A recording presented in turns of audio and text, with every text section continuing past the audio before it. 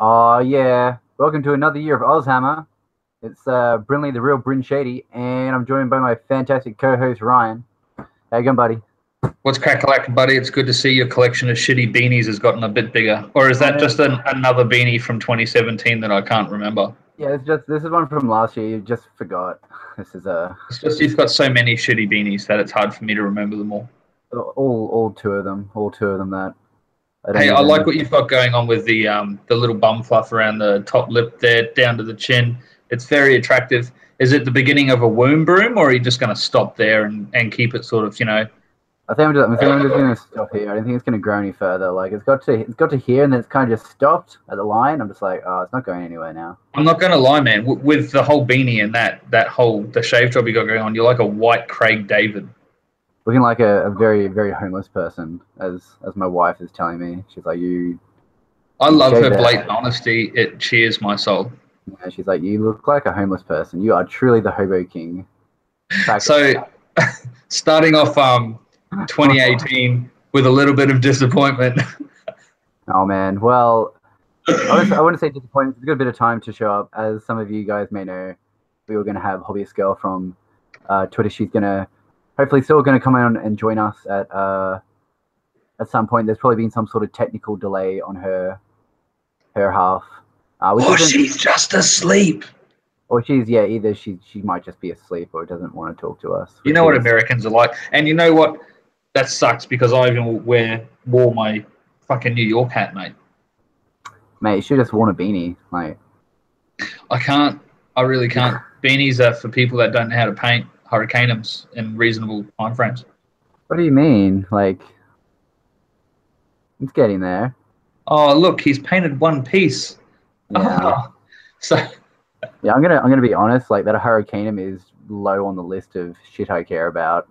I think that you should care about a little bit more when there's a gaming group here in Brisbane that have they've made a Kickstarter and they're trying to raise money to pay Brynley as a bribe to microwave my fucking Hurricaneum.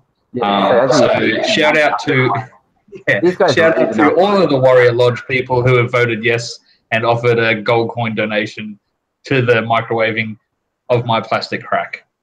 You guys are fucking amazing. Yeah. So you can see my hesitation when I'm just like, do I want to paint it? Because I'm probably gonna have to stick it in the microwave anyway. So. I'm gonna rage out. I'm gonna, you know those YouTube videos of those like kids when their mum takes away their WoW account or whatever and they rage out. I'm going to do that. Yeah. Do Not you not see? like Have you not seen the like one of under that? the blankets, remote control up my rectum Yeah. rage, but I'm gonna. We're thinking But the like same one. that little that little fat German kid who beats the shit Oh out of yeah. his keyboard, that level. There was this American kid whose dad literally puts all of his games in his like PlayStation out on the lawn and then just runs it over with like a ride-on lawnmower. This is how people die. That's what. That's that. See, there's your violence problem That's right how there. school If shootings somebody happen. mowed my shit up, I'd be going raging. Holy shit. My God. Anyway, yeah. But yeah, like So if we end up having to microwave the whole game, I think we're gonna do a cooking special. It'll be like cooking with Brinley, and it'll be like, can we blend it first, and then we might even like microwave it and then put it into like a pie or something. the problem is, I will tell your wife that you're picking on me, and she That's all right. will whoop your ass. Like, mm-mm, Will mm. she? But then I explain, it's like, no, I'm destroying his plastic crack, and she'd be like, oh, okay, that's fine. You can Yeah, do you that. should probably be like, oh, hang on a second, pause, and then she just starts putting your fucking towel in there as well, and she's like, all right, go. Get that riptide in there. Yeah, mate, our wives could get together and have a cook-off. They actually would. I hope they don't watch. We could get them to do that. Yeah, let's not. I Let's don't know. I not. think Don't it's not a bad even. idea. Anyway, have you Mhm. done any hobby? Okay, so we've had a break. We've been away for a month. Have you done any hobby? No. I have Yeah. been at a hotel at the top of a mountain, and Oh, that's pretty that cool. was pretty Oh, you cool. did. You know what? I saw your poor wife posted something on social media of her. She was like unpacking the suitcases for this romantic weekend away, and Ryan's packed like a box of plague bearers and some other plastic cracks so he can work on it while he's away on this weekend thing. Yeah, you know what? I will. You tell me what you've been doing hobby wise, and I will find that post. Hang on. Find the picture. All right, so I'm going to screen share. So Okay. where's that button gone? There we go. We're going to share the screen. All right, so I'm sharing. That's good. There we go. Right, so we'll start down here. Oh, that's more people's stuff. All right, so I'm just gonna. Okay, so there are orcs in here. The orcs aren't mine. The yellow primaris are mine. So, but what I'm going to show you first. Oh my god, what is this? Ryan, use your. Oh wait, there we go. Photo gallery. What have you done? I don't know. Have you broken the internet? Not again. Oh, Right, so hang on a second. Let go. me just focus on your screen for you, and then everybody can see it. There we go. Then we can all look at it. Am I sharing the screen or is it not working? It's on, buddy. You are good to go. Oh, okay. All right. So I was gifted, as some of you guys may remember, a friend of mine gifted me a large pile of Catachans in a fairly terrible state of painting. So my mission for like this break has been to strip, break apart, clean, and reassemble probably pretty close to 60 Cadians. They've got special weapons. There's a basilisk in there. There's a couple of sentinels, some old school heavy weapons teams, snipers. There's like a really snazzy old preacher dude. He's in there too. And so I've just gone through and I've stripped the entire lot of them. And as a result, I've caught the Guardsman fever, and I'll be starting an Astra Militarum army in the near future. Probably as soon as I finish painting these Primaris, which is the next bit we're going to go on to. So we'll just try and flick through and try and find the Primaris. There we go. All right, so here's an aggressor that I've been working on. Really fun to paint. This is a commission job. Really, really enjoying it. Amazing models. I thought originally like I was really against the aggressors and how they looked and what they were about, and I didn't really enjoy them. But after painting them and being able to have a play around with them, there's actually a lot of room on the panels to be able to screw around, add details, do some really cool stuff. It's actually really, really fun. Really enjoy it. Right, so those aren't mine, those aren't mine, those aren't mine, those aren't mine, those aren't mine. Here we go. Here's a squad of them that I painted. So obviously I've got a fairly large amount of Primaris to get through, but it's slowly coming through. Being able to have a lot of play with a lot of textures.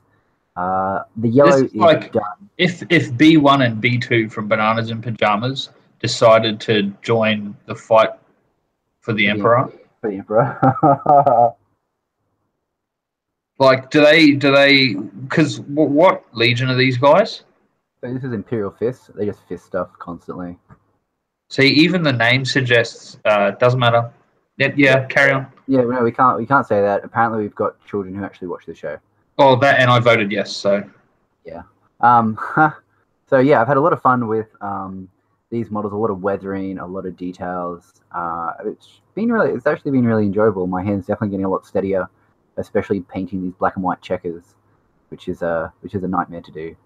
But once you've done it a couple of dozen times, you get pretty quick at it. So here's a close up. One of the guys, and he gives a pretty good indication of the level of weathering and detail that I'm putting onto these guys.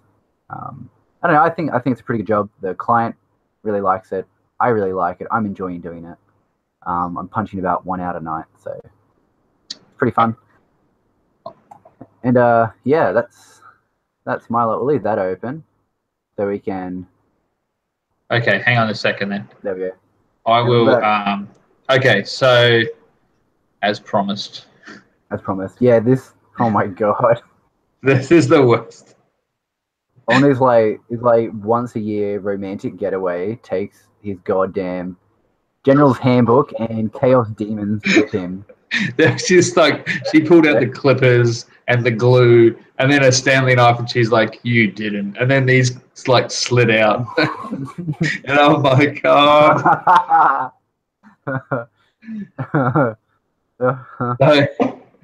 Sorry, honey, that was my other pleasure suitcase. Yeah, pretty much. Yeah. Wow.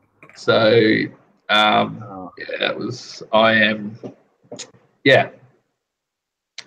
Not bad. That's impressive. I'm not angry. I'm not even a little bit mad. But there's definitely a first. So for all of you single people out there who are wondering, can you be a gamer, a painter, a lover, a fighter, and still stay married? Then the answer is yes, somehow. And what I'll also say is, you think you're committed to hobby? That's fucking commitment to hobby right there. All right. Commitment. Yeah, that's what I'm talking about. He's all over it. Yeah.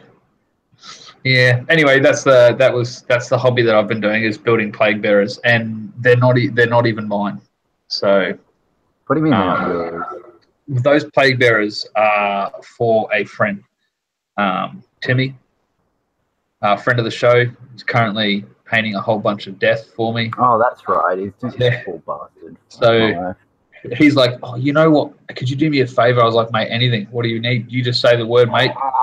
And then he's like, here you go. And then these 6 boxes of plague bearers and a box of blight kings just like dropped out of nowhere into my arms. And he's like, do you reckon you could build these?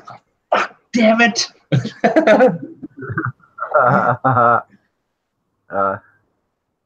So, yeah. Anyway, it's all right. I like building. I don't like painting. So go figure. I don't know. All right, dude. So before we go into the news and events, we put out a montage. We did. It was we had to put out the second one because apparently combining the final countdown and the Spice Girls is a crime against humanity, and YouTube didn't forgive us for it. So they handed out first. It was a copyright issue. We're like, no, this is our song. I was like, sweet, take the Spice Girls. I'm keeping the final countdown. Like, nah, it's the final countdown. You got to get rid of. Like, God damn it. Oh, you're kidding me. Always take the good songs. Anyway, no, so we put out a montage, and that was a brief overview of our 2017 with some pretty big news there about Graham McNeil joining us in February. So absolutely amazing. Pretty cool. But it's been a good break, I reckon. You and I have had some time to just sort of chill out and decide what's going to happen and plan for this year, because there's a lot to it. And also we won the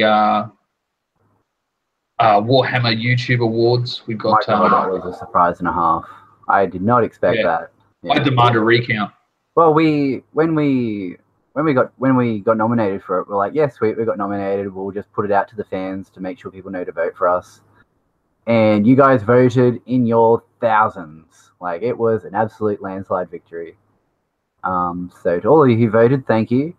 Yep. And to all the sexual favours Brynley promised as a bribe for those votes, he will be paying out shortly. Yeah, I'll be in the local park, so if you just want to come out, bring some bad. Hey, Ryan, I can't make it to AUSHAMMER on Monday. I've got a bukkake planned. My bad. Got a real sore throat. So, nobody Google that. So that was a pretty big deal. The whole, because we got best new series and best overall, which is counting the votes from all the categories. So that means that even though we weren't in like best AOS, most consistent, and all that, we weren't in those lists because there was a write-in option. People have obviously written in saying, "Hey, put AUSHAMMER for best, most consistent, or best AOS, or biggest assholes, or whatever it was that." So that's pretty cool. So thank you to everybody who. I know we already put out a thank you video, but I thought for those Slack people that haven't seen that yet, that maybe we should just mention it on here as well. That thank you, and because there were so many really, really cool content creators on there. Oh yeah, guys, people that we look up to and are definitely not as good as. Just off the top of my head. Yeah. But yeah, so poor content. My God, poor bastard. Oi, dude, poor bastard. Are you serious? Did you see what he said in the montage? Yeah, it's pretty. I was like, Like, I was like, I've got to use it. Yeah, we got to but do I don't it. want to use it. It was really good. I was like, hey, dude, send me a quick 10-second vid, and me and Brynley are going to put it in this He video. sent us like 3 minutes of just him singing in the car. It was glorious. It literally was. Like, my phone started going ding, ding, ding, and I'm looking at my phone, and there's just videos of him singing in his car. There was more, but I could only fit so much Paul Conti into our montage. He was definitely the feature. Anymore, and he would have, stolen Graham McNeil's spotlight. So. Yeah, he would have definitely taken it out. Yeah. So yeah. Anyway, moving on to the news, buddy.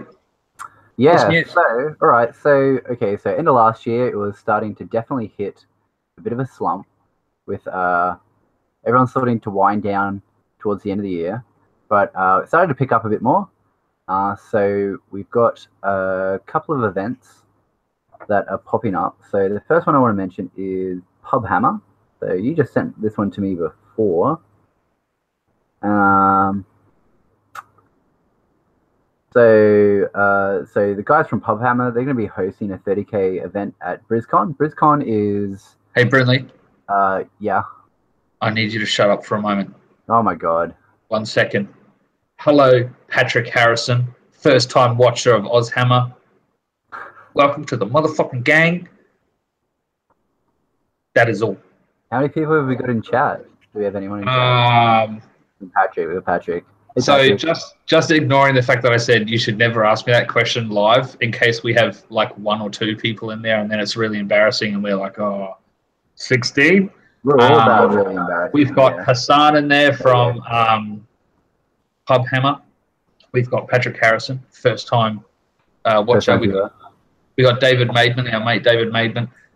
Matt Hill's in there from the Brisbane Warhammer group, and Home Run Computing. Shout out to Matt. Matt. Somebody called Fan Club. Hello. and then there's me, and there's also Ethan McDonald. Ahoy there, buddy. What's crack-a-lackin'? We got a few people in the chat. That's pretty cool. That's definitely nice to see so many people in the chat. It's good for you guys to join us. They're just talking about your shitty life choices when it comes to beanies. So yeah, you're just jealous because you can't grow a beard. Oh, it's Ethan McDonald from Western Warriors. I'm guessing. Another new group that we're hearing about, which is very exciting. Right. So can I do the news now, or are you like? Hang on. Wait 1 second. Okay, now you can do it. Yeah, go. All right, so the lads from Pub Hammer, they're going to be running a 30K event at BrizCon. I will be announcing when BrizCon is up and running. It's 28th to the 29th of April this year, but we'll get more into that later. So they're going to be, guys from Pub Hammer are going to be running a 30K event at BrizCon. Okay, so it's yet to be announced. Oh, shit. Ha! So we get to do it first. Thanks, guys. 2-day event running on April 28th, 29th. Emphasis on open war and dudes for dudes. And dudes looking for dudes style games. Yeah, wicked. I should read this stuff before I talk. Do we vet this? That's amazing. Who sent that to you? Oh, that was Hassan. Hassan. Thanks, buddy. Hassan. I love you, buddy. You just won yourself a set of paintbrushes after the show.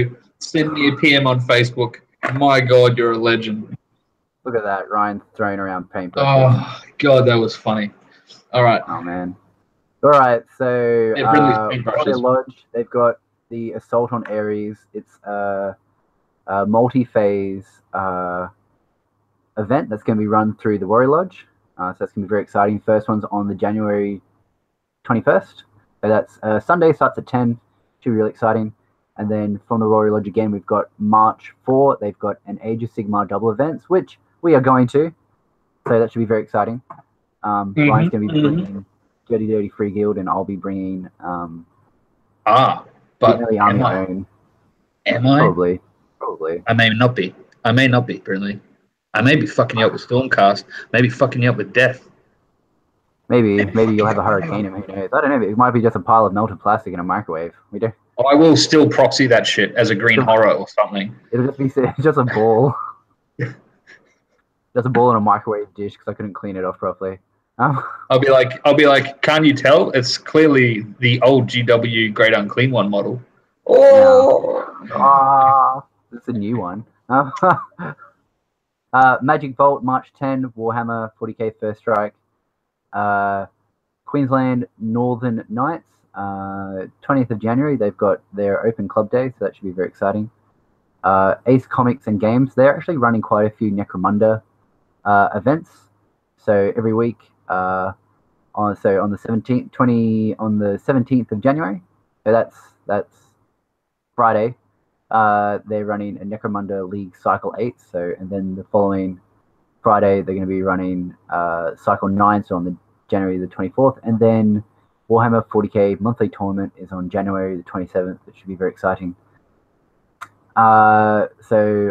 Games Cube Sydney, they've got 21st of January, they've got an Age of Sigmar tournament. Outpost 6030, they're running on the 30th of January, they're running their first Bits Night, so it's like a bit swap, so that should be really exciting. Then the big tournaments, we've got CanCon, 26th to the 28th, so they've just released a thing to say buy tickets to the tournaments. Any tournaments, like obviously it's free entry to go, but any tournaments, buy them by the 18th. So the 18th, so that's Thursday. No wait, that's Friday. It's sometime this week. The 18th of. Oh January, God, Brynley, don't try to work out dates and math and shit. I can't do it. Anyway, look, as per usual, yeah, they've got Call to Glory for Age of Sigmar, an aneurysm. And then 40k ITC, which should be very exciting. It's the last of the 2017 series, and that should be a big thing.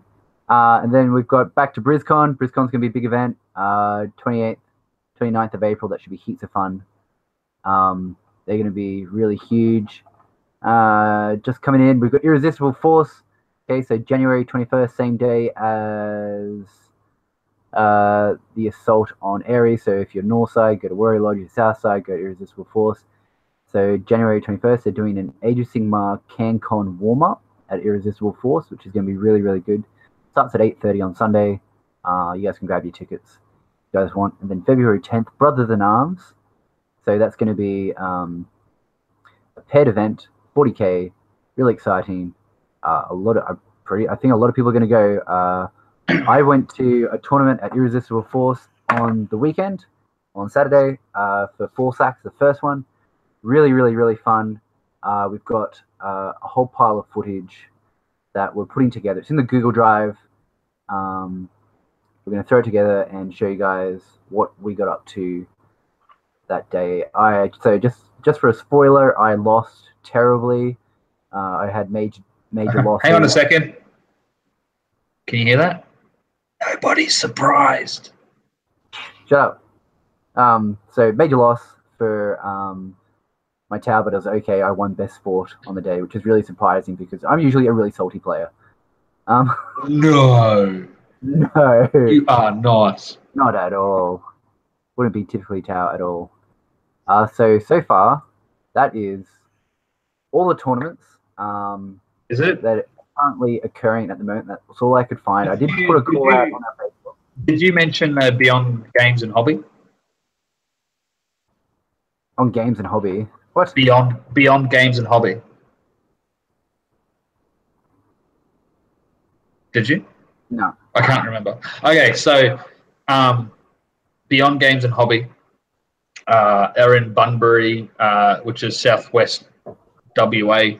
WA is Western Australia for you Poms and Yanks and everybody out there who doesn't know anything about this fine country of ours. And they're a new outfit. They've only just started, I think. So Beyond Games and hobby.com.au, they've got a Warhammer 40,000 tournament coming up Saturday, the 27th of January. And I don't like 40k, but I really like when new clubs and stores and stuff open up. And I know there's lots of you that do like 40k. So if you're in Bunbury in WA and you want to play some 40k and throw some dice or whatever, go check them out. They're a new mob. Show some support, show some love from us here at AUSHAMMER. Welcome to the community. That's all I got to say about that. That's all you got? You talk about a box of chocolates? talk about what your mum says if you like, buddy. I don't mind. Giggity, giggity, go rad. Doesn't say much. All right, so moving on. So now that we've done the events for the news, do you want to do the news for the events? News, the events for the news. Oh, I'm confused already. So just do the events. We can do the news now. Oh, thanks, man. That's really cool. Do you want to go first? Do you want to start us with Age of Sigmar and like tell us all about that stuff that whatever happened? I can. Did anything happen? Nah, man, not much. There's been nothing new in AOS at all since we last did a show. Just, you know, massive Nurgle releases, massive Death releases, massive Nurgle releases again. There was a Vampire Wars trilogy book set in there somewhere as well. I did see the Nurgle release thanks to you posting on our Facebook page about the price, and you just like initiated a fucking flame war. Oh, how good was that? That was okay. So for everyone who actually commented on that was actually very, very informative. I want to thank everyone for remaining very civil during a topic that Ryan finds very sensitive, which is games with top prices. Well, no, it's not that. It's just that everybody knows, especially our bros in New Zealand who get like shafted more than us, that despite every attempt to make reasonable excuses for the exorbitant amount of money they charge for us here for plastic crack, there's a lot of hurt people out there. And I think the thing that I took away from it was that a lot of people here in the Southern Hemisphere, when they did their GW survey, said, what do we want? Cheaper crack.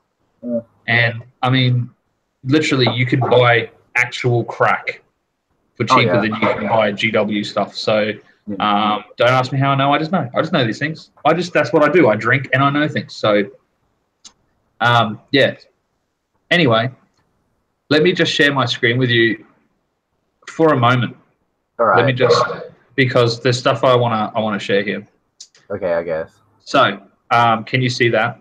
How good is that? That is pretty damn amazing. I'm not gonna lie. It's there's some very, very nice miniatures going on there. Yeah, it's pretty good. So basically, for like Age of Sigmar stuff, new Nurgle stuff, right? Names? They've all got really fucked up names. Okay, well, you know, just calm your farm for a second, sweetheart. So there's the Beast of Nurgle pre-order that's come out, the Puskor Blight Lords, which has come out, Sloppity Bile Piper pre-order is out as well, which I think is Sloppity Bile Piper. Oh, dude, I know it's the best. Trademark that? I hope so. It's the best name. Yeah, I think the only thing that would have been like made the mini better is if he was wearing like some sort of raggedy kilt. But anyway, then there's a new Taliban of Nurgle pre-order because there's a new Great Unclean one. The Nurgle Menagerie pre-order is out. The Affliction Cyst pre-order is out. The Slime Hounds, which is just 3 new Beasts of Nurgle pre-order, is out. The Beasts of Nurgles are those Medusa-looking sluggy things that kind of look like the cousins to Ursula, the bad guy out of, or bad girl, sorry, out of The Little Mermaid. And for all of you out there going, oh my God, he mentioned Little Mermaid, shut up, all right? You will fucking watch it, especially if you've got kids. Then there's the new Lord of Afflictions pre-order. That's out as well. The Feculent Nullmore is out, which is that like terrainy piece that's Nurgle. So basically like the Sylvaneth Nurgle of some description. Lol, don't know. And then there's the Spoipox Rivener guy, who's like some sort of hero who keeps a record of all the plagues and stuff that the Plague Bearers catalog. So that's all of that, which is basically that's the Lord of Blights, I think. He's pretty cool. There's some really, really cool Nurgle stuff coming out. Basically, Blight Kings on drones. It's pretty awesome. Like, look at that. That's pretty cool. How cool is that? That is. I cannot wait to get somebody to paint that for me. That's the Slime Hound. So those are the 3 Beasts of Nurgle. every guy right now is looking at that going, oh shit, it's my mother-in-law. That's the new Great Unclean one, obviously. How much does that cost? Here in Australia, $6,424,326.19. Yeah, right. All the small cost of your soul in one arm. No, we don't really need souls. No, so that's the Nurgleneth. That's that new feculent Nalmor terrain piece, which looks pretty cool. But I've got that fear where like holes and stuff freak me out. So those 3 round things in the middle kind of yeah. Actually, Vince is the same. He doesn't like it either. It just freaks me out, man. Something about it. That's why I don't like. There's some Sylvanet stuff that I don't like. That's the Scrivener that I was talking about. So he's hot. That's pretty cool. I mean, that really is a cool mini because that feather is from the Lord of Change. Oh, nice. Yeah, so he makes quills out of them, and then obviously he's got all of those parchments tied up with his own intestines. So this guy's pretty badass. He's a hard bastard. He's definitely pretty crazy. When was the last time you tied your paper together with your own intestines? Huh? I'm gonna have to go with not recently. Yeah. So, oh look, and that's the start of our Guess That Booty for our visitor that never came. So yeah. Now, other than the Nurgle stuff, I still have faith. I still have faith that Hobby's Girl probably will turn up. Well, actually, it's funny you say you hope, because hope is dead. All right, dead. Because the whole malign portents thing is out as well. Oh, look at that segue into a new thing. Have you got pictures for your malign portents thing? Yeah, so that's out as well, which came with a new battle tome, the Legions of Nagash.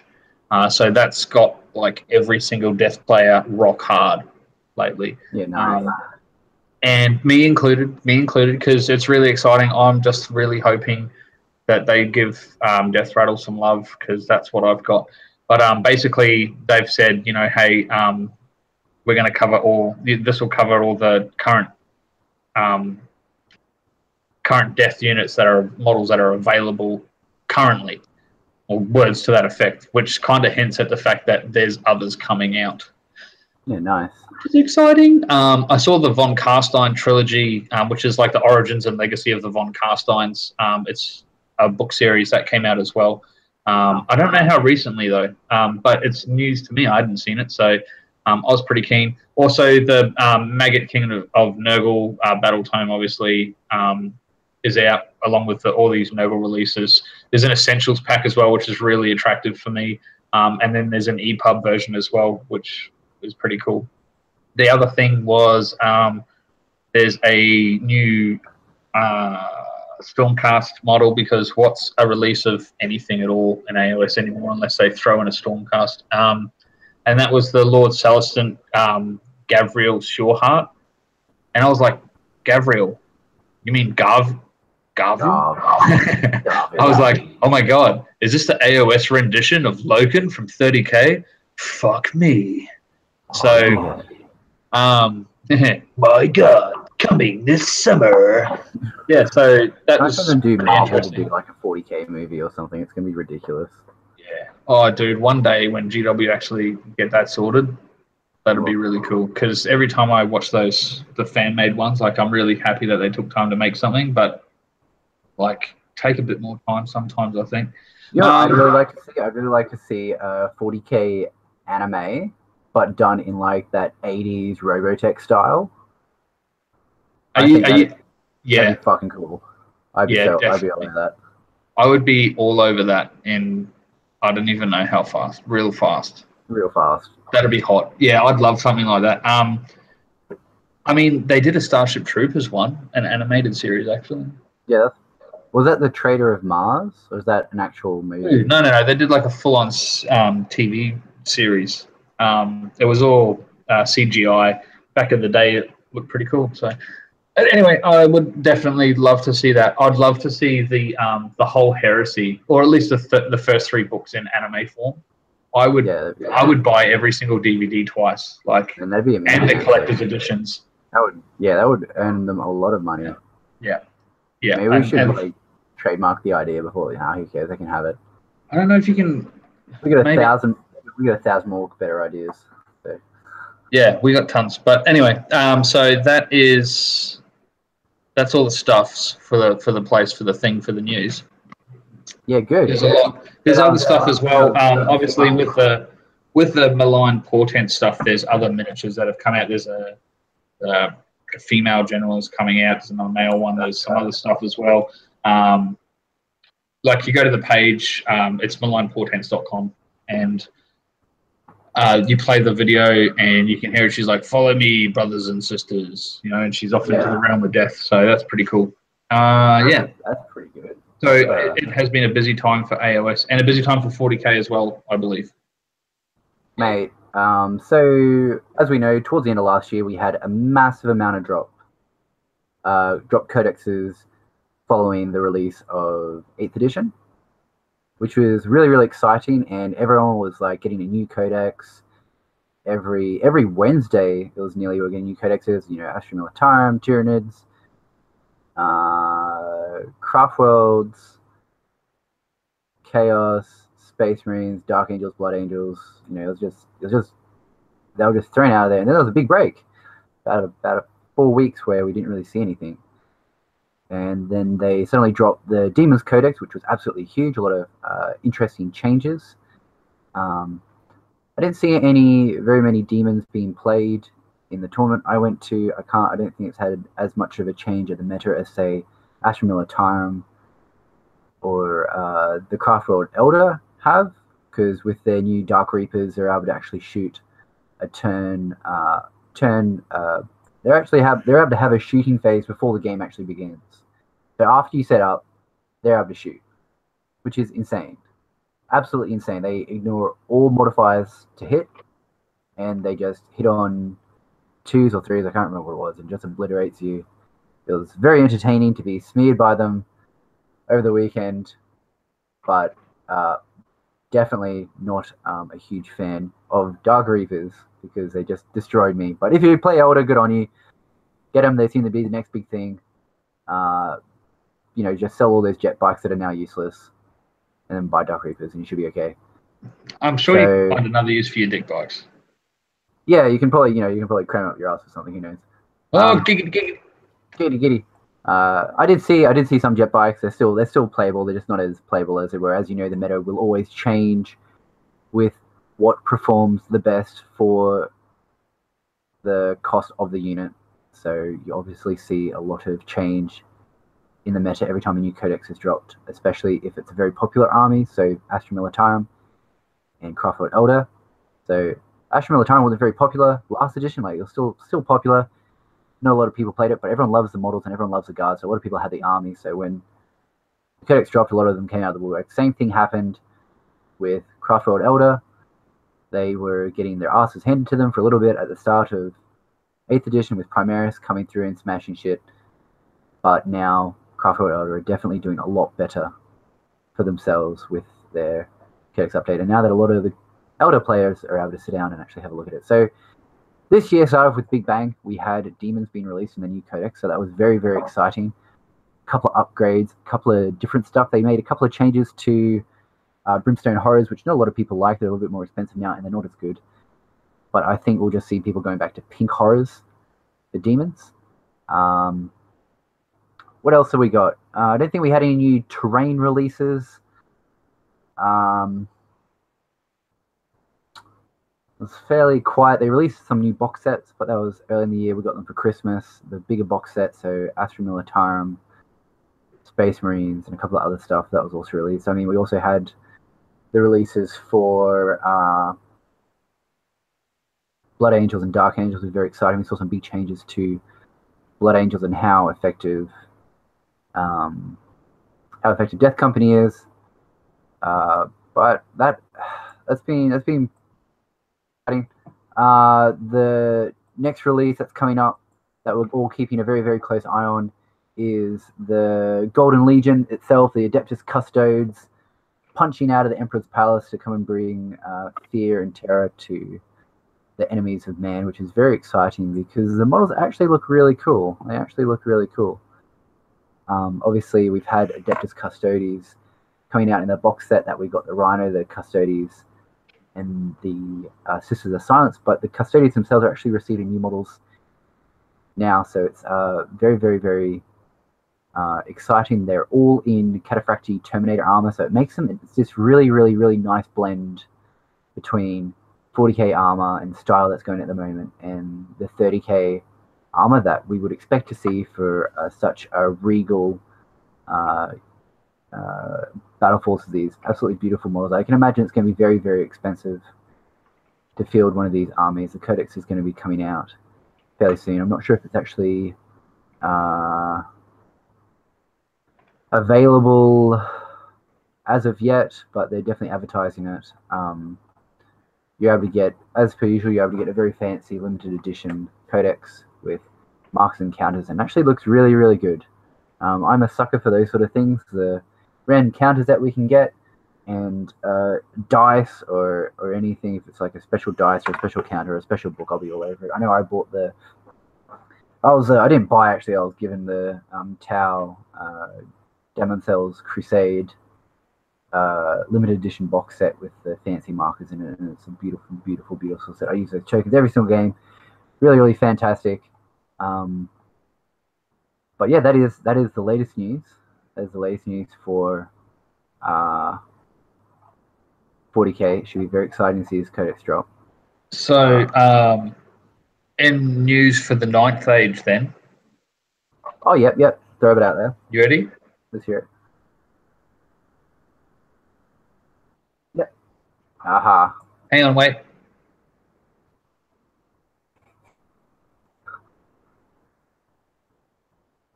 No, they've actually done something. Right, cool. Come on, ninth they've actually done something. I'm sure. No, okay, no, I'm gonna stick up for them. I'm going to. Did you hear that, all 6 of you? Brynley's got your back. I got you back. I am going to find the 9th age thing and 9th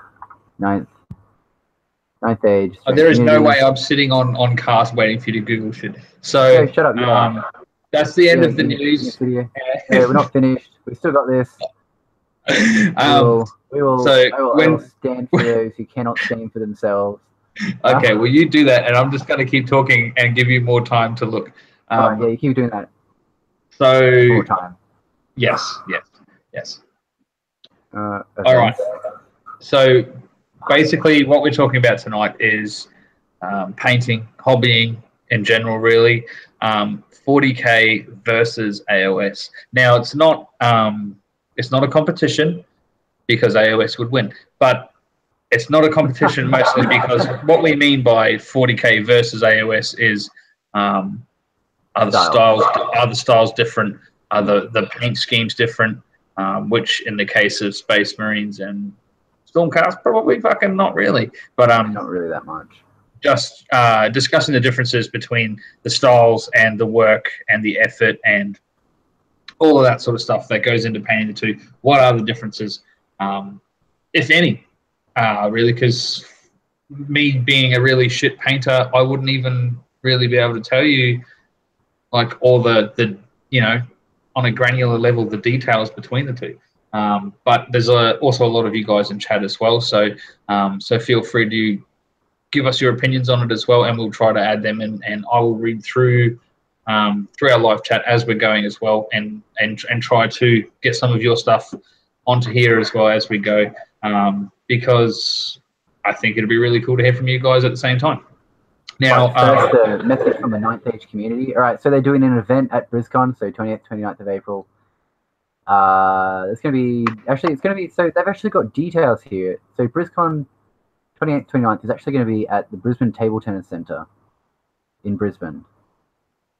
So that's actually in, I'm pretty sure that's actually in Lutwyche somewhere. Hey, that's actually close by. Yeah, that's actually not far from here, and it's actually also. We could go in, and I could let them beat me up for all the shit things I've said. They should probably do that, guys. Bring your crowbars. But it's also really close to the Lutwyche hotel, and if it's on a Sunday, it means Great Northern's going to be $2 a pint. So, just throwing it out there, just for those people who care. Right. So also the 9th Age, they've actually got a starter box that they're trying to run a Kickstarter for, and it looks kind of cool. But yeah, I don't know if someone from the 9th Age community wants to hit me up and word me up on what it's about a bit more, then that'd be pretty good. But there we go. That's enough for 9th Age. That's good because Scott Holmes has given us a little bit of information about the 9th Age. However, it's not something that I can repeat on cast. Okay, all right. But shout out Thanks, to Scotty. Holmes. Thank you for participating, brother. Now, are you finished? Is that the 9th Age finished? Do you feel like you've stuck up for them now? All right. I've done my bit. I've done my good All right. deed. Thanks, Craig David. Appreciate it. You're welcome. Okay. So, painting 40k versus AOS. Right. So, first of all, there's a lot of similarities between some of these armies. Yeah. I mean, Spaz Marines and Stormcast Eternals are pretty much identical, except one carries a sword and one carries a gun. Yeah, and then even both of them carry magic at some point. And then and then there's the demons, Chaos Demons. A lot of them are used in both systems. And then there's things like Poxwalkers versus Plague Bearers, which are very similar as well, I would imagine. Very similar. So very similar. Let's put those aside in the later on basket for a second. And tell me. I think for this sort of discussion, I think we really need to look at the style of the art of 40k and Warhammer / Age of Sigmar. You mean fantasy / Age of Sigmar, yeah? Say it right. So 40k. So fantasy. We have traditionally very bright, very obviously very fantasy based themes. So lots of bright colors, not a lot of nitty gritty. But when we cross over to 40k, it's always been very grimdark. It's been very dystopian, and the influences that they've had. So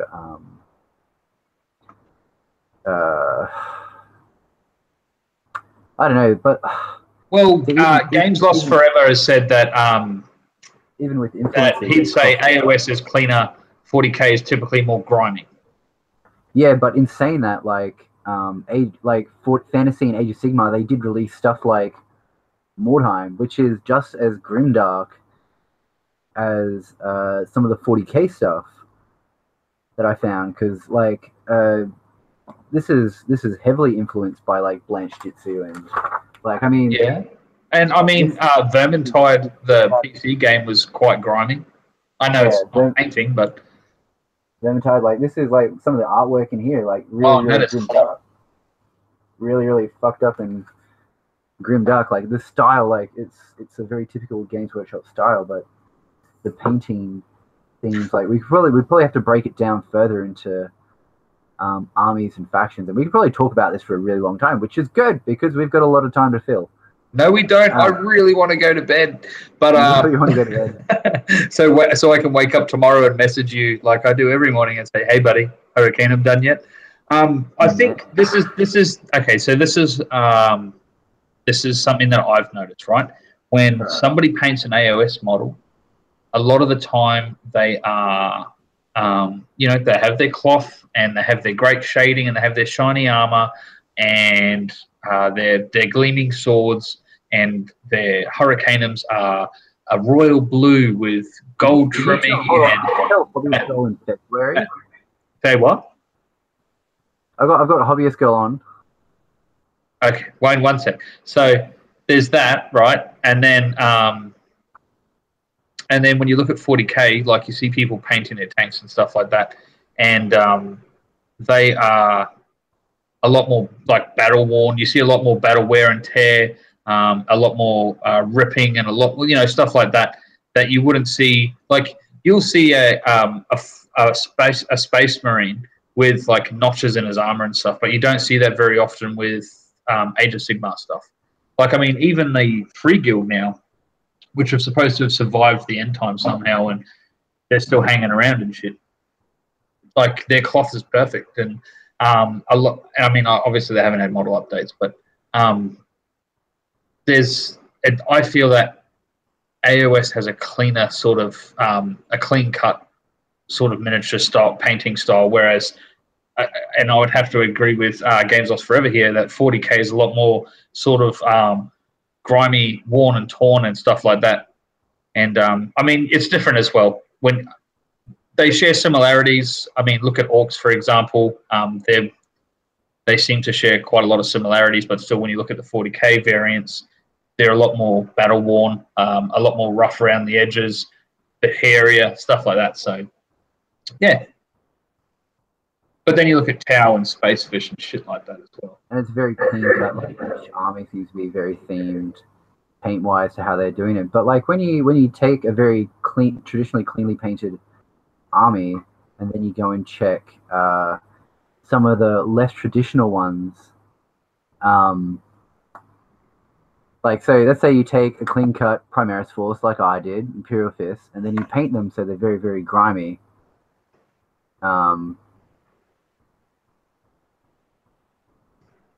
It's going to actually look really, really good. I think let's look at something like you go to paint Tau, right? You've painted lots of Tau, so I'm going to ask you about painting. Yeah, when you pick up a Fire Warrior, how do you paint him? Like, what's in your head? Is he sitting somewhere on show, or is he out in the battlefield? So when I painted mine, I painted mine to reflect a very urban setting because I had a bit of a backstory to my Tau, and I just wanted to originally just paint a force, so I painted them with basically what paints I kind of had unopened, which is a lot of greys, some reds, a couple of yellows, and I ended up building a fairly efficient color scheme from that, which was actually really, really cool.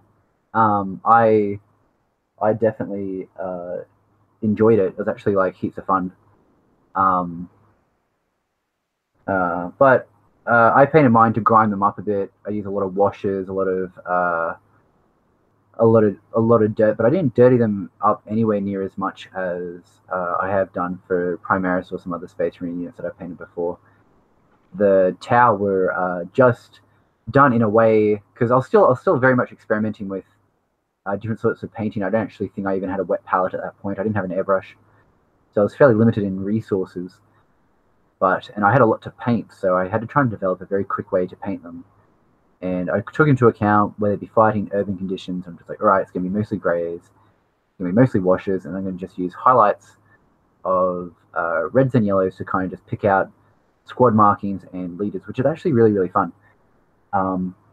So that's another thing, like, you got to have a look at, like, to really theme an army. You kind of look at, I always like to look at how they mark their squads, how do they individualize as a unit, how do they go about sorting out how they're supposed to be working, which is really, fun.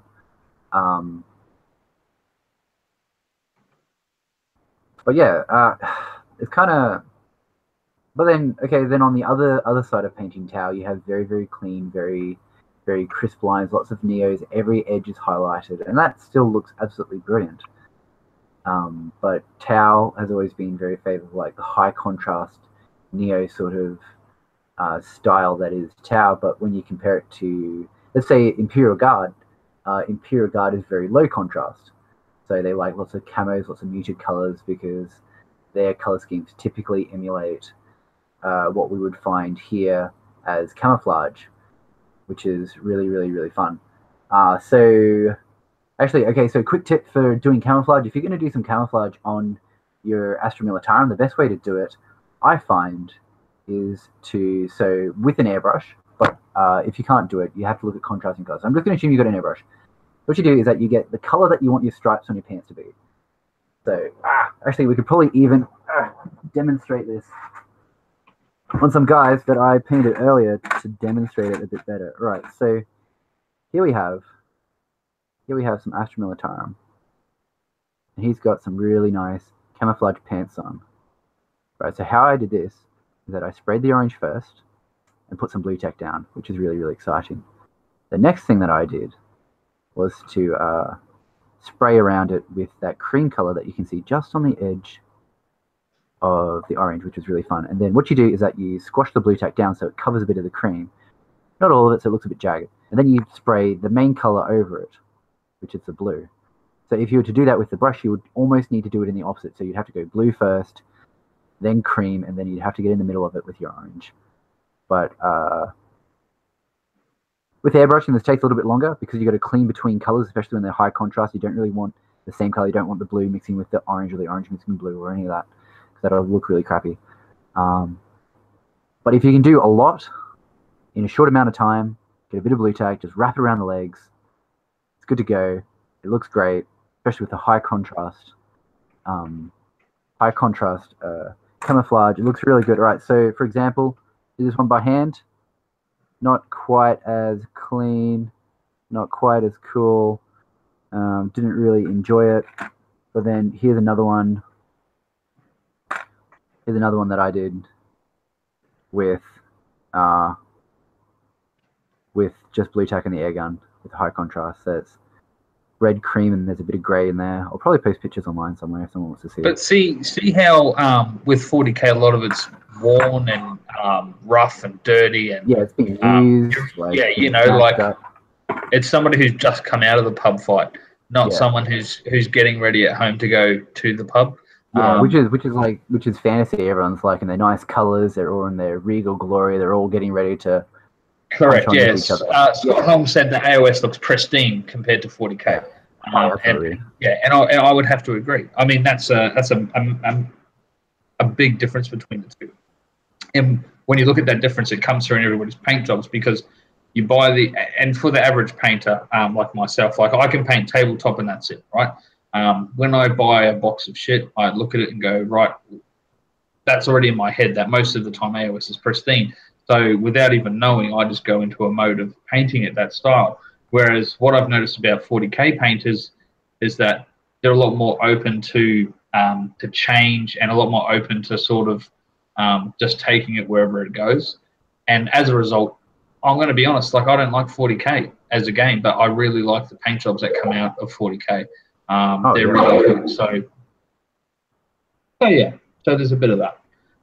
That's just me personally what I've noticed. I mean, look at how you paint my Stormcast. You've got some of those there, maybe.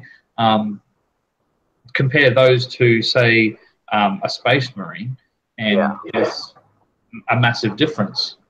So yeah, that's what I think anyway. I think the 40K universe and the characters within it and the models within it are developed a lot more than what the Age of Sigmar ones are, and because of that, we get a lot more variance of paint schemes and painting styles than what we do with Age of Sigmar, which is surprising because obviously before Age of Sigmar there was 8th edition. There's the 9th edition guys currently as well, who have been around for a long time, and I think the reason we see that with Age of Sigmar is because a lot of the Age of Sigmar players are new players. So when GW released Age of Sigmar, it brought a lot of new players to that system, and a lot of the old players maybe not so. So with that came a new bunch of people that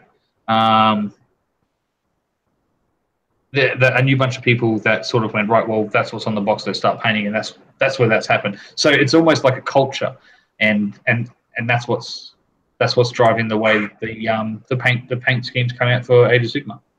Personal opinion, I guess, could be wrong. I'm often wrong, and opinions are like assholes. Everybody has one, and Brynley stinks the worst. So yeah. I mean, look, I'm just looking through the guide for painting, and you're right. Like, it's pretty. Even the guide to paint, it's pretty clean. Like, you're gonna. Like, they're not really saying dirty it up, focus on scratches. Yeah, exactly. But basically, in the guide for painting 40K, someone's like, grab your Space Marine now, put paint on it, and throw it at some asshole who comes near you. Yeah, that's pretty Did it much scratch it? Yes. Good. Your model That's is what we battle want. worn. That's So exactly what we want. yeah, so it's Yeah. it's different because that's the culture that it's grown. Like those books, like the one that you just held up now, Yeah. they're not going to go into battleware, scratching, Yeah. rust. Like, it is advanced-ish techniques. Like you can do your basic battle damage with anything that's metal. All you need to do is so you get a brown, you lay your brown down. That's your main line. So you cut into the brown a bit with some silver. That's going to be the metal underneath, and then just above the brown line that you just did, you're going to get a shade above whatever color the armor is. And there you go. That's basic battle damage. Like, that's a good example. So I got some aggressors here. They're pretty munted. So we'll try and get them under the light. Also, David Maidman said, "Paint your fire warrior in the microwave." So thank you, David. I know you got my back, buddy. I can do that. I can paint in a microwave. I might have done that already. So anyway, look here. I don't even see it. These cameras are terrible. So on the fists, I don't know if anyone can even see that. No, it's not really working. Not really working. Anyway, on the fist. Oh wait, that's way better. Why is that working and the light's not working? Look, see the fist. Oh, the fist is so worn, so weathered. No one can tell because your internet is shitty. Oh really? Oh, look, if it's really crappy, I don't. Yeah. You guys can check out my Instagram and see him there.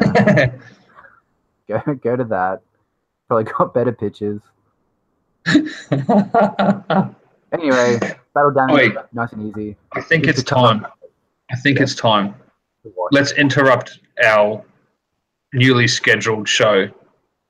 Brynley, tell them the big news. Okay. So as most of you know, we have the fantastic Graham McNeil coming on our show, but next week, like the next week after this week. 7 days from now. 7 days from now, John Cena. No, I'm kidding. It's better than John Cena. Gav Thorpe. He's coming on. Oh, it's going to be exciting. We're going to have a sit down and chat with the man himself. The man who has probably shaped the lore and the feel and the 40K, second only to Dan Abnett, an absolutely amazing writer, is coming on our show. I don't know how he pulled this off, but he's coming on. It's going to be very exciting. Bribes, mostly. Yep, yeah. I think his response was, "Oh my God, stop sending me pictures of you without a t-shirt on." I'll do it. Oh my God, I'll do it. Just stop sending them. And I was like, vomit too many times. Yeah. Sorry, I just wanted to spring that at a random point, and I've been waiting all night to just interrupt and do it. So yeah. So yep, Gav Thorpe. We've got Gav Thorpe coming on. That's the big news, everyone. We haven't really kept it under wraps. I think we've sold a few people, but just those closest to us. Those closest to us. So no one. So basically, we've got Gav Thorpe next week, so 7 days from now, and then Graham McNeil next month. Yeah. And later on in the week, we will be putting out a call out for people to be able to ask questions of Gav. Yeah. Yeah. So, but not till later on in the week. So have a think about it and keep an eye out on our page. Check it regularly for updates. It will be there, and that'll be pretty cool. Yeah, I think, and Hobbyist Girl's got in contact with her. She's been unable to join due to technical difficulties, which is totally fine. It does happen. There's no issue there. We're just going to have her on at a later date. We'll be talking about some of her fantastic artwork. It'll be very exciting. That we shall. Actually, it's probably a good opportunity for people to check out hobbyistgirl.com and have a look at her stuff. Yeah, check out her Twitter. Follow her on Twitter. It's very, very exciting. Correct. But yeah, so back to painting. Sorry about that. I'm just really excited now. Gav Thorpe, only read probably all of his books. So yeah, probably all of his books, including a very, very interesting series that I'm working my way through at the moment. Blades of Chaos. It's a Slaves to Darkness novel. Yeah, Slaves to Darkness series. That was really cool because I play Slaves to Darkness, and I'm not going to lie, he's definitely taken, in the books, it's surprised me a lot. It really deals with, the intricacies of the culture of the Norska, which is really, really amazing. Mm-hmm. I really love it. and it's all set in the old world. So for I was a big fan of Grotech and Felix, and a whole pile of the other old world series and lore. This is it's a really nice read. I'm really enjoying it.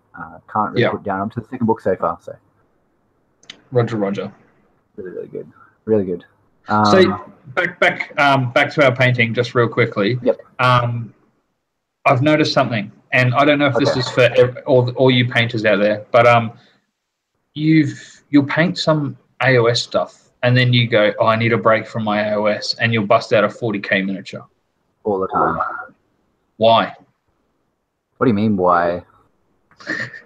Like, how is that a break? Is it really that different?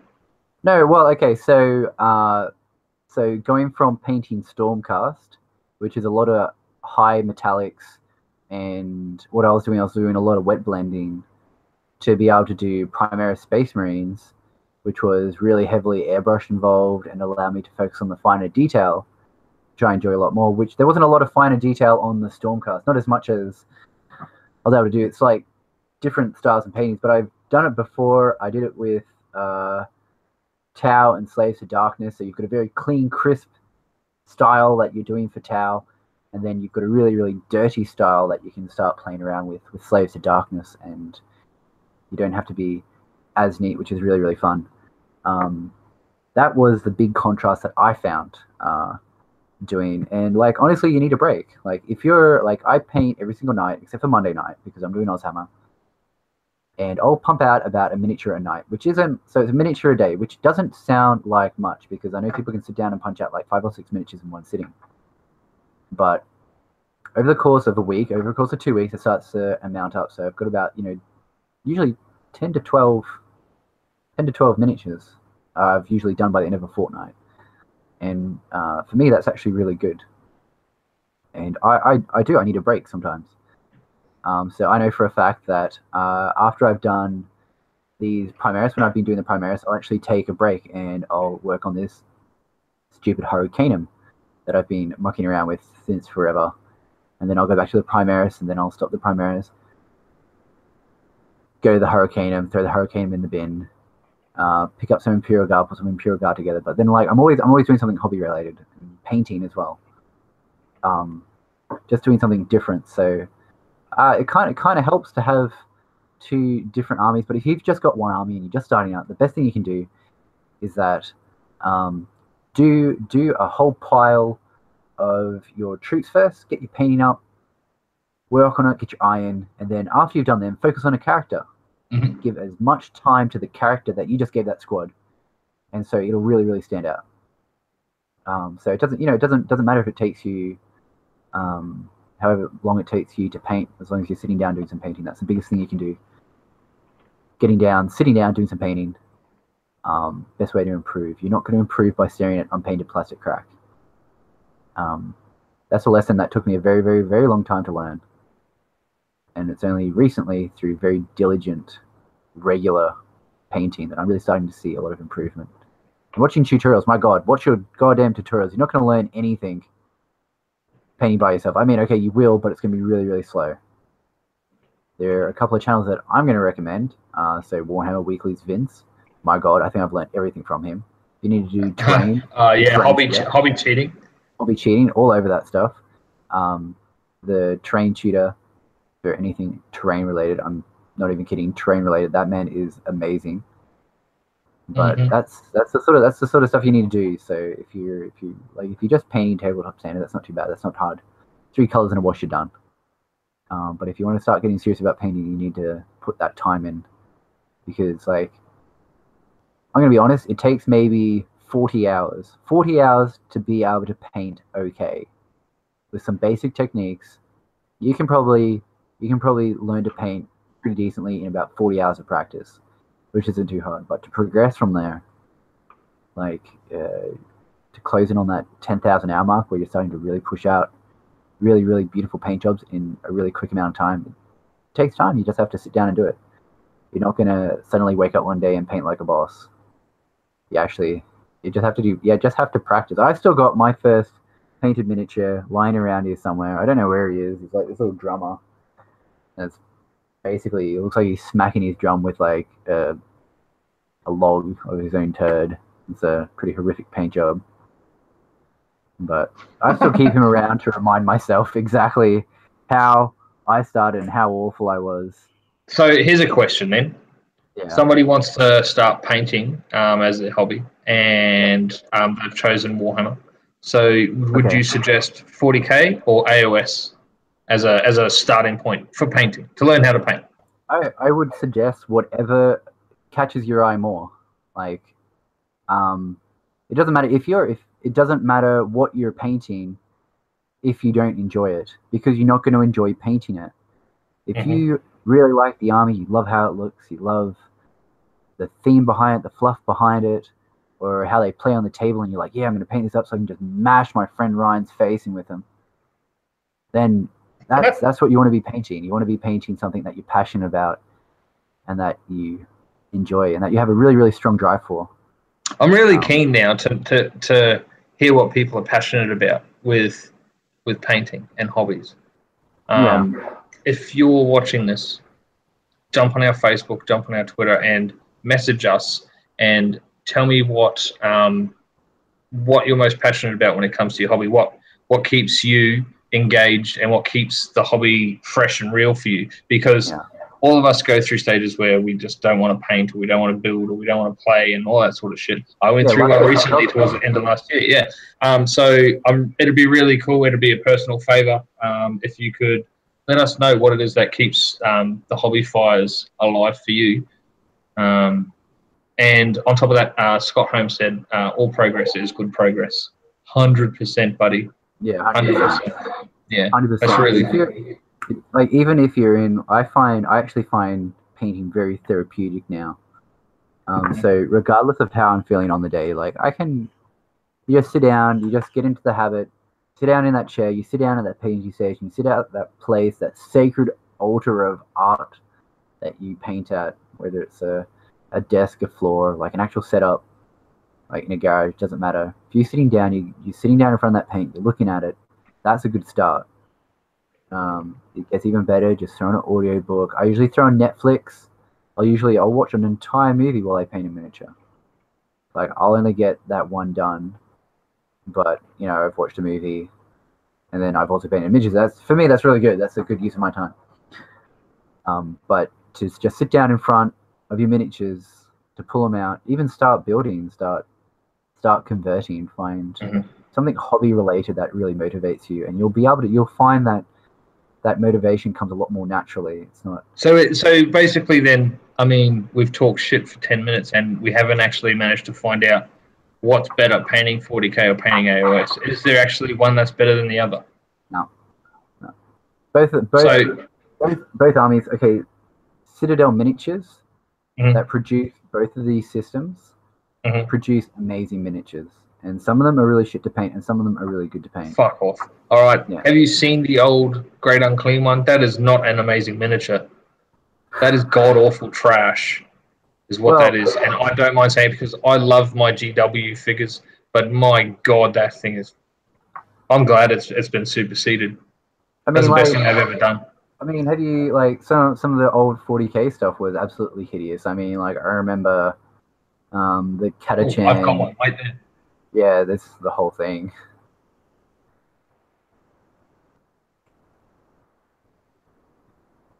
Gonna somehow pull out a tower out of nowhere. This is gonna be good. He's got something. Probably a horse mask. Voting a horse mask. Ryan's gonna come out in a horse mask. What Damn it. the hell even is this? That's a land speeder. That is the worst. What? This bit's falling off. It just lost a gun or something. See, what? I don't even. That's the top of him. That was a guy. What is this thing? Look at this guy. What is he even? So you're probably too young in the hobby to remember what it was like all about. Like, I remember when Bretonian archers were just like these one plastic molds, and they were just like, they were all the same pose. They had nothing. I've got some. When they brought out the multi kit, the multi the multi-part Space Marines. My God, people went nuts for that. Like they're like, oh my gosh, I can actually make him look like something other than he's hugging his bolter to his chest. And like it's come a long way. Like it's just the molding process now. Like it's pew, pew, pew. Oh, sorry, what? Yeah. Yeah, I don't know. The old ones, they've come a long way. Yeah. A lot of people are like, oh my God, Primaris, but they actually look pretty cool, and I like them. I like the fact that they're bigger. So, so basically, then there's no difference between painting 40k and painting AOS. It's just a preference thing that it comes down to. It's just a preference. However, there are different cultures when it comes to painting.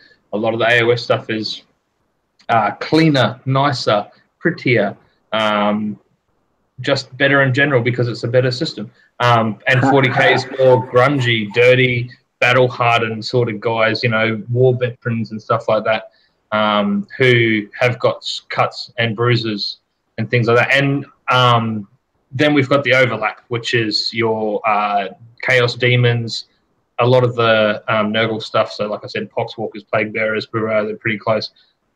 Drones are similar as well. The bloat drones versus the plague drones, or whatever the hell they're called in 40k. So there are some major similarities. But I think if Sigmar, you know, as a miniature comes to AOS, it will be painted pristine.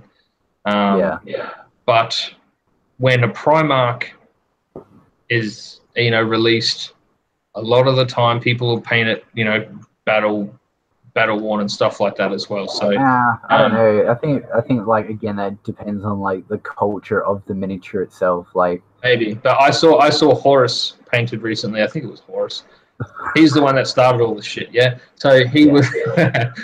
So he was pretty. You know, he had some blood on those talons. That's for sure. Yeah, but like, and then it was so cool. I prefer 40k for painting. Yeah. But I prefer AOS for playing. Well, okay, I like 40k because you can easily hide any issues that you've done with, like, say, your air gun or anything. You can hide it pretty easily with battle damage. So yeah. But where on, you know, if you know, I mean, you can probably do the same thing for Stormcast, but if you want that real clean cut fucking box look, you're gonna be painting them, and they're gonna be, you know, if you start wet blending one shield, my God, you will have to wet blend every single goddamn shield that you do, as I found out. Yeah, but they look good. They look really good. They do. Yeah, so they do. I really like my Stormcast, but I would like to see like Jamie, the dreaded TO. The dreaded TO. He was on a montage. And when we say dreaded, we mean like literal dreadlocks. Exactly. Yeah, he was in our montage. He painted, or is currently painting, some of my handgunners. Oh God. And he's painting them in a blue and white theme. And I tell you what, though. Yeah, so they look quartered color scheme. For anyone who doesn't understand, this is a quartered color scheme, like one of the most pain in the ass ways to paint a miniature. And Ryan's just like, oh yeah, here you go, mate. You can just paint me miniatures for me. Poor old Jamie's just like, yeah, mate, I'll fucking sort this shit out, no problem. And he is. He's actually doing a really, really amazing job. And they look, but they look like they've got some battle wear to them. And because he's done it that way, because he's painted, like this guy's painted and I hope 40k armies and 30k armies for days. If you don't hate him, like, I'm just gonna cry. It's their battle worn, and because of that, they look really hot. They look really hot. I dig it. Yeah. I do dig it. I like it. But yeah, that's all I got to say. Oh, that's pretty good. I mean, I think we've covered that topic pretty well. I mean, I want to know though. Is there anybody out there that won't paint one but will paint the other? Let us know. Drop a comment in our video and tell us if you only like painting one style or one army or one system or anything like that. Yeah. Or if not, why do you like painting multiple ones? And challenges that you face. I'd like to know if people out there find it easier to paint a Marine but find it hard to paint a fucking, the Green Knight.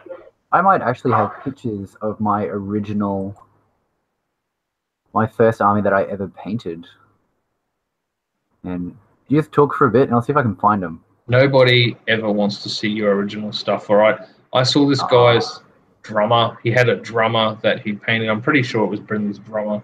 Anyway, it looked like Gumby, right, had gone on an acid trip, which sounds very likely for an episode of Gumby, but then he menage a trois with the blockheads, and shit happened. And then at the end of it all, it was just this ball of clay and paint, multicolors, and and I don't mind giving Brynley shit about this because my first miniature was way better looking than his first miniature. Yeah, it's pretty. Looking at his first miniature, I'm pretty sure he started painting when he was like 8 months old or something. Yeah, so, pretty. Yeah. It was an interesting paint job. So interesting what you're pushing. It was not. Which again, though, send us pictures of your first painted mini. Oh my god, there's some pearlers out there. Don't be ashamed. Don't be embarrassed. All right, we will post Brynley's first miniature up as well for everybody to judge as harshly as I have. Sure. And you'll see it. It'll be good. It'll be glorious. It is a drummer, right? Yeah, it's a drummer. Yeah. It's an old fantasy drummer. How's that? Well, considering you play a whole bunch of communist space fish, it's pretty bloody interesting, actually. I'm only playing my communist space fish until my Imperial Guard army is finished. So, actually, you played them at the last 40k tourney. I did. What was everybody else playing these days? Like, is there something dominant at the moment, or what? Well, okay, so we're going to be, so for those of you who are tuning in late, we're going to be doing another 40k tournament coverage of the tournament that I went to on Saturday. It was really fun down at IF. I played, so my first game, I played Dark Angels, and then second game I played up against Craftworld Elder. Third game I played Iron Warriors, and then the last game I played a combination of Raven Guard and Grey Knights, which was actually really interesting. It was a good day. You're a good day. Yeah. There was a fair presence of Astra Militarum floating around the place. A lot of Space Marines. There wasn't a lot of Primaris forces, but there was a very, very nice Blood Raven Primaris force that was painted up. We'll load up the photos. We'll send them off. You're a photo. How they look. Hopefully hopefully they don't look too bad. I did see some of the photos of it, and they were pretty cool.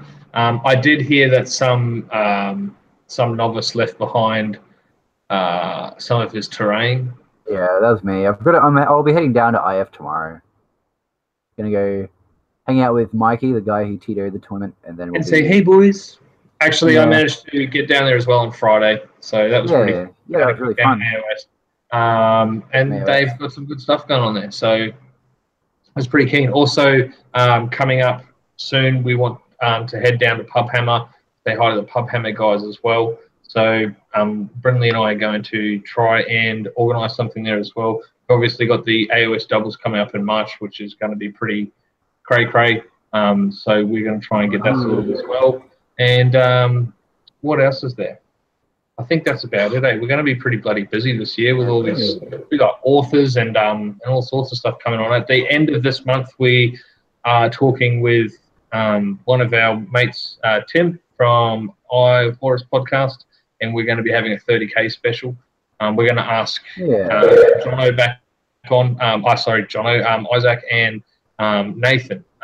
So Isaac will be joining us again. And Nathan for the first time from the Warrior Lodge because they've got their 30k tournament coming up as well. And Tim's actually going to be going for that. So it'll be good to get a bit of an insight into 30k. I mean, most of us that play 40k or even just Age of Sigmar players know of the Horus Heresy or have read the books.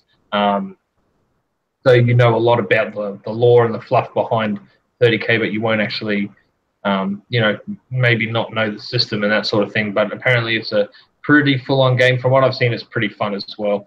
And I like the old school 30K look over the 40K a lot of the time because they just look a bit beefier. So yeah. Yeah. No, cool, man. I don't know. I can't think of anything else we've really missed.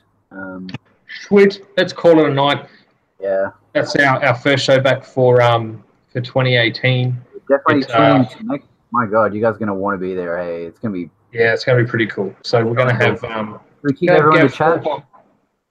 Yeah, it's going pretty strong, buddy. It's going pretty strong. Thank you to everybody who joined us tonight. James Robinson, David Maidman, Patrick Harrison, Hassan, who's had to head off because he's got to get his ass kicked by Rob in a game. Games Lost Forever, and Blake Myers as well. Thanks for showing up, buddy.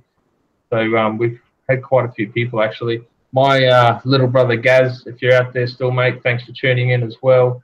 And yeah. Yeah, good. Thank you. That's pretty good. That's kind of what we want. Thank you for everyone who's joined us. Thank you for everyone who's subscribed. Big shout out to Hobbyist Girl who couldn't join us due to technical reasons. We will have you on again. These things happen. It's no big deal. We're not too worried. It's no big deal. Brynley hates rejection. He's going to be crying all night. I'm probably going to cry. I was really looking forward to talking to someone else other than Ryan. But here we are. Yeah, no, we'll make it happen. But I mean, look, we've got this massive year coming up. We've got more coming up than what we've told you now, obviously. But let's just leave it at that for now. Gav Thorpe next week, followed up by Graham McNeil. And in between that, we've got a bunch of awesome shows lined up. The 30K show is going to be great with Mates from Warrior Lodge and Eye of Horus podcast. So that's going to be really cool. Now, also, Brynley and I are joining Vince and Tom soon on an episode of Warhammer Weekly. So that's coming up. We'll have Paul Conti back on. We've got List Off. We're halfway through List Off. It's been a bit of a delay with that, but we've got to get the second half of that done as well. And it's going to be pretty cray-cray. Hopefully this year, Brynley gets off his ass and does a 40K list off as well, which would be pretty awesome to see. I don't know if he can fit that in between all the things that he does and picking a beanie. Yeah, well, these beanies. Well, if anyone wants to send me a beanie, I'll wear it. And then finally, I'd just like to say a big shout out to the Age of Sigmar Twitter. Nothing makes me nearly choke on my coffee more than opening up Twitter to see on the news nothing but a picture of a giant black butt plug. Why it's there, I have no idea, but shout out to the Age of Sigmar guys on Twitter. Kind of weird. Wow, I'm glad I stay away from Twitter. So yeah, to everybody who was with us for 2017, thanks for following us over to 2018, and to all of you new folks as well. Thanks for joining us.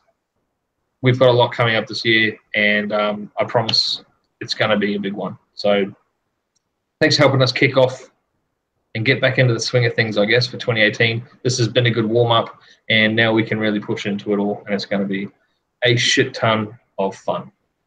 Oh, yeah. I can't wait. We're going to have so many episodes to do, like a really big montage at the end. It's going to be amazing. Yeah, you can edit that one. Yeah. But you know what it'll be? It'll just be 15 minutes of Paul Conti telling us how much he wishes Doom and Darkness would take off his fucking shirt. So, which good. Is awkward. I don't know. I'll believe it. All right. So from Craig David and myself, thank you very much for joining us tonight. Wish I knew a Craig David song so I could like do an impersonation, but we just fade out to "I'm Walking Away" by Craig David. Yeah. That's never. All right, thanks for all of our subscribers. Thanks for everyone who's joined us tonight. This has been AUSHAMMER. This is 2018. We can't wait to see you all for the rest of the year. Thanks, everyone. Catch you guys later.